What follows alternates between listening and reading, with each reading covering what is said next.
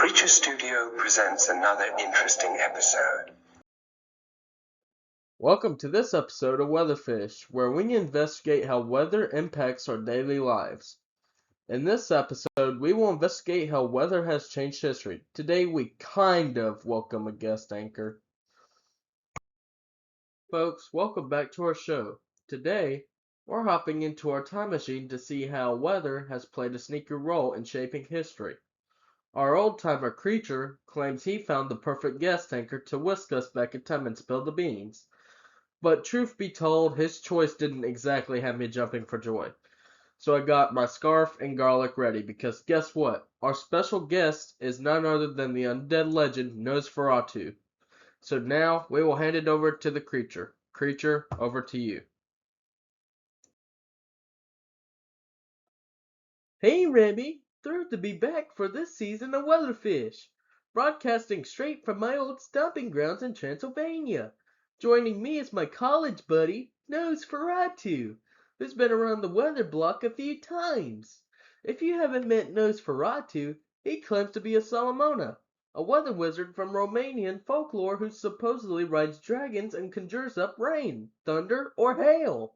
Talk about a meteorological maestro. Wow, I had no idea. Welcome aboard, Nosferatu.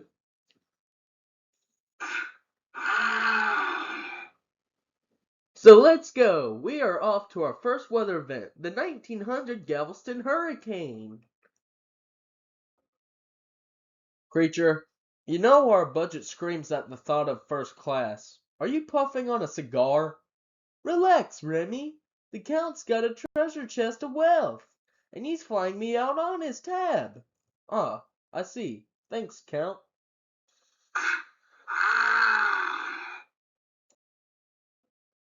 First up, Galveston, Texas. Yeehaw!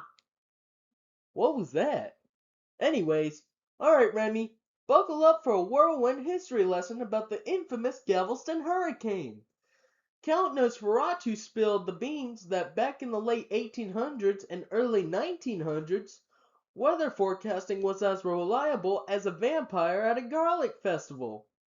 During his globe-trotting escapades hunting for, you guessed it, tasty morsels, a monstrous hurricane blindsided the city with little warning. But wait, there's a silver lining. The calamity nudged scientists to up their game, leading to better hurricane forecasts, warning systems, and emergency plans. So folks, learn that a heads up on storms can save lives.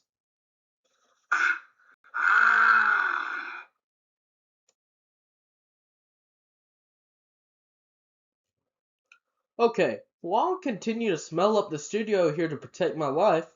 Where are you heading next?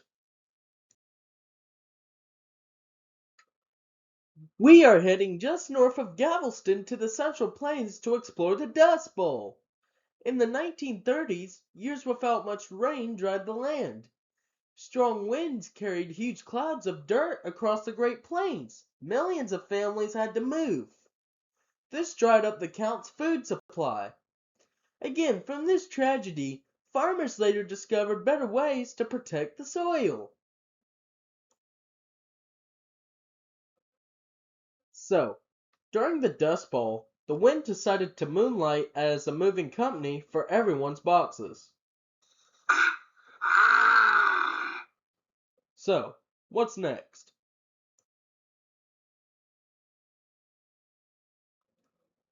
Well, we are moving just north of the Central Plains to the Midwest, where a tornado traveled the length of 3 states. In 1925, this tornado traveled across Missouri, Illinois, and Indiana. It showed scientists just how dangerous long-track tornadoes could become. Because of the tornado, we now have Doppler radar, weather satellites, emergency alerts, and storm spotters. Yeah, I probably should move along now. The tri-state tornado was not just one tornado, but 12 tornadoes, and spanned a large portion of the Midwestern and Southern United States. In all, at least 751 people died, making the outbreak the deadliest tornado outbreak in U.S. history. The outbreak generated several destructive tornadoes in Missouri, Illinois, and Indiana on the same day. The Count was able to fly across and measure the length of the longest tornado, which measured 219 miles long, as it crossed from southeastern Missouri through southern Illinois and then into southwestern Indiana. It is also the longest ever recorded. Well, even though it was a tragedy, scientists have been able to help many people since that time with weather alerts. Okay, before I have a panic attack, where are we heading now? Wait a minute. That's a volcano. Exactly! Why are you on a volcano? Anyways, when Mount Tambora in Indonesia erupted back in 1815, ash spread around Earth. The next year became known as the year without a summer, had everyone shivering in their boots. Temps took a nosedive, crops waved their white flag, and food went into hiding. Turns out we discovered that it wasn't just clouds playing peekaboo with the sun. Volcanoes had their fiery fingers in the pie too. From this chilly chaos, a legendary novel was born and a new buddy joined our circle. Ooh, spill the beans. Which novel are we talking about? I need to know. The novel was Mary Shelley's Frankenstein. Wow, that's pretty cool. Yes, during the summer of 1816, at the suggestion of Lord Byron, she agreed to try writing a ghost story. After thinking for days, because she couldn't go outside, Shelley was inspired to write Frankenstein after imagining a scientist who created life and was horrified by what he made. Well, that puts the parts together.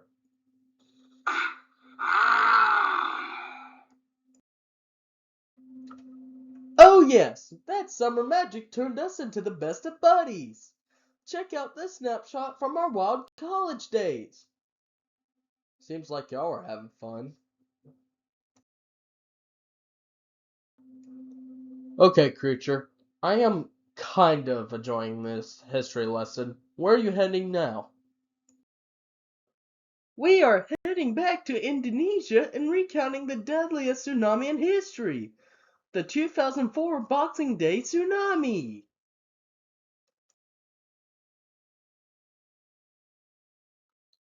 Creature, you sounded way too happy about a tsunami. Anyways, that was definitely one in the books because it was reported to have killed over 230,000 people. That is correct, Remi. There was no alert systems in the Indian Ocean and people had no idea that a tsunami was coming. Here are some photos shared by the count of places once thriving that were destroyed. Yeah, that is pretty unbelievable.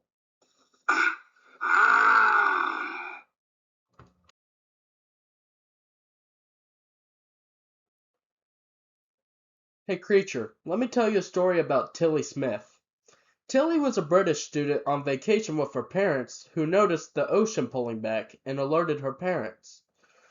She remembered a lesson taught by her geography teacher and convinced the hotel staff to move the hotel patrons to safety.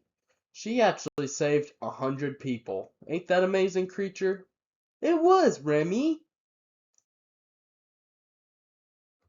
Way to go, Tilly. See, this is why we do Weatherfish. We never know when this knowledge will save someone's life or our own life. Yes, even the Count is celebrating this story.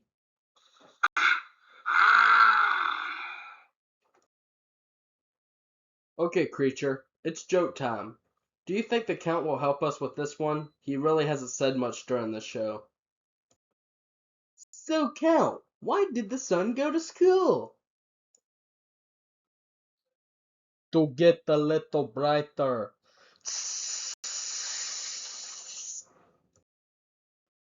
Alright, folks. This wraps up our show. Big thanks to the Count for giving me a surprise heart attack from behind. Oh, creature, can you please escort him out? I'm scared right now.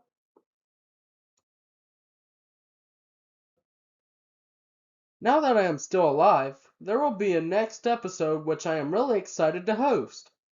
Maybe. With the new Reed Timmer movie coming out, I thought it would be great to do a story on storm chasers and why they risk their lives for our safety. So stay tuned for my special as I go out in the field. Hey, can someone get me out of here? Why are we driving towards the tornado? Help! And of course, we're almost at 7,000 subscribers, and we would like for you to subscribe to our channel. Bye, Remi. Goodbye. I'm scared.